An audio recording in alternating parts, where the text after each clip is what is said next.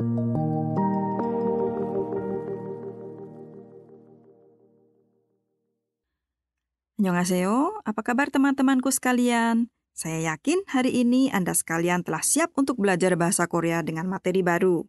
Materi pelajaran kita kali ini seperti biasanya ada dua, yaitu tentang ina dan tentang partikel eso serta partikel kaji. Kita bahas satu persatu ya.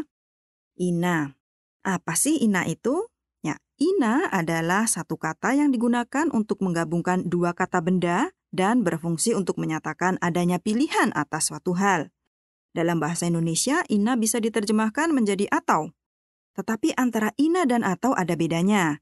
Jika atau dalam bahasa Indonesia bisa digunakan untuk menggabungkan dua benda atau dua kata benda, kemudian dua kata kerja dengan kata kerja, kata sifat dengan kata sifat, maka tidak demikian halnya dengan ina. Ina hanya bisa digunakan untuk menghubungkan dua benda saja.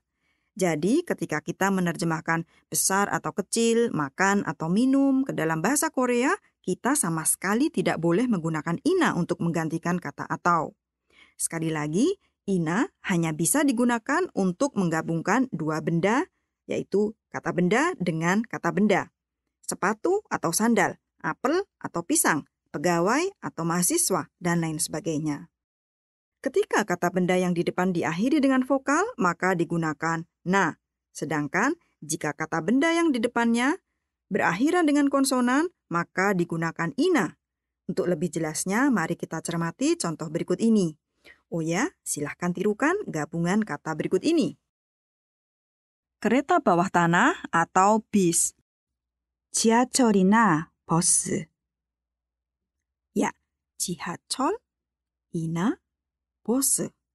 Kemudian, bis atau kereta bawah tanah. 버스나 지하철, Ya, bus, na, 지하철.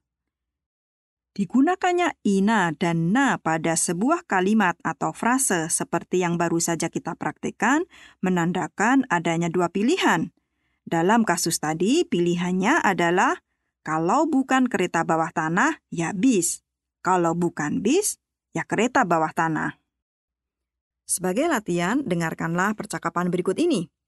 아침에 보통 뭐 먹어요? 빵이나 김밥을 먹어요. Dalam kalimat tadi, orang pertama bertanya kepada lawan bicaranya, biasanya kalau pagi makan apa? Kemudian lawan bicaranya menjawab, biasanya dia kalau tidak makan roti, ya makan kimbap. Bisa juga kalimat tadi dibalik menjadi kimbapina 빵을 먹어요. Coba dengarkan sekali lagi, kemudian tirukanlah. 아침에 보통 뭐 먹어요? 빵이나 김밥을 먹어요. Tirukanlah juga percakapan berikut ini. 주말에 뭐 해요? 운동이나 쇼핑을 해요. Pilihan apa yang ada dalam percakapan tadi? Ya, betul sekali. Pilihannya adalah kalau tidak berolahraga, ya berarti berbelanja. Berikutnya, coba terjemahkanlah dan selanjutnya tirukan apa yang diucapkan oleh rekan Korea kita. Saat liburan, saya ingin bermain ke gunung atau pantai. 휴일에 산이나 바다로 놀러 가고 싶어요. Kalau kita ke Pulau Jeju, kita bisa naik pesawat atau naik kapal. 제주도에 갈 때 비행기나 배를 타면 돼요. Wow, Anda semua pandai-pandai sekali bisa belajar bahasa Korea dengan cepat.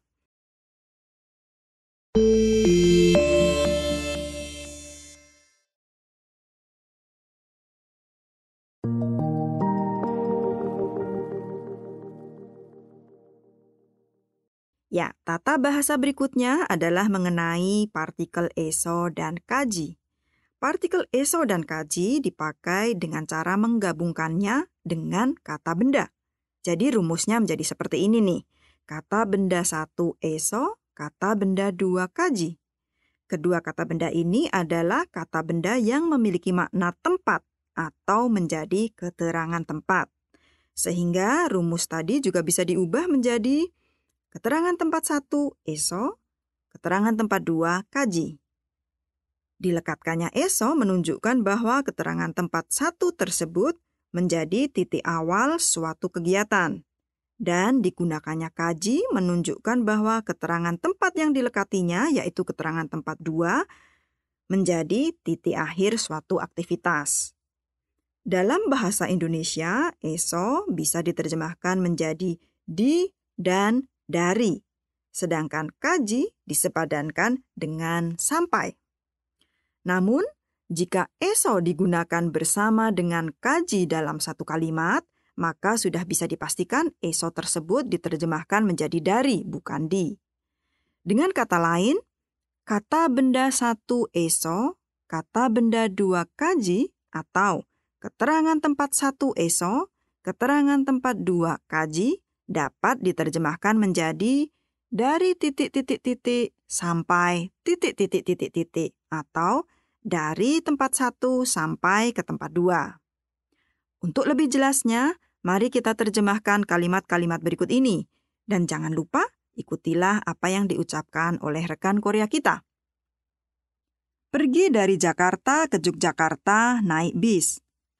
자카르타에서 족자카르타까지 버스를 타고 가요. Berjalan kaki dari rumah ke pasar. 집에서 시장까지 걸어갔어요. Dari bandara ke hotel naik taksi. 공항에서 호텔까지 택시를 타고 갔어요. Silahkan datang naik taksi dari hotel ke perusahaan. 호텔에서 회사까지 택시를 타고 가세요.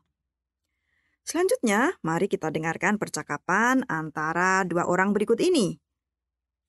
집에서 회사까지 어떻게 가요? 저는 버스를 타고 가요. Dalam percakapan tadi, pembicara pertama menanyakan kepada lawan bicara bagaimana caranya pergi dari rumah sampai perusahaan. Kemudian, apa jawaban lawan bicara? Ya, dia menjawab dia pergi ke perusahaan naik bis. Silahkan dengarkan sekali lagi, kemudian tirukanlah. 집에서 회사까지 어떻게 가요? 저는 버스를 타고 가요. percakapan selanjutnya, 여기에서 시청까지 얼마나 걸려요? 30분쯤 걸려요. Apa yang ditanyakan oleh pembicara satu? Ya, betul sekali. Dia bertanya kepada lawan bicaranya berapa lama waktu yang ditempuh dari sini ke balai kota. Dan jawabannya adalah 30 menit. Silahkan mengikuti percakapan ini. 여기에서 시청까지 얼마나 걸려요? 30분쯤 걸려요. Teman-teman, mari kita ulang sejenak apa yang telah kita pelajari kali ini. Dalam bahasa Korea, untuk menyatakan adanya pilihan dari beberapa kata benda, digunakan kata ina atau na. Dalam bahasa Indonesia, kata ini sering diterjemahkan dengan atau. Kemudian, partikel eso dan partikel kaji adalah partikel penanda keterangan tempat. Keterangan tempat 1 eso, keterangan tempat 2 kaji diterjemahkan menjadi dari keterangan tempat 1 sampai ke keterangan tempat 2. Demikianlah pelajaran hari ini. Sampai bertemu lagi pada pelajaran selanjutnya.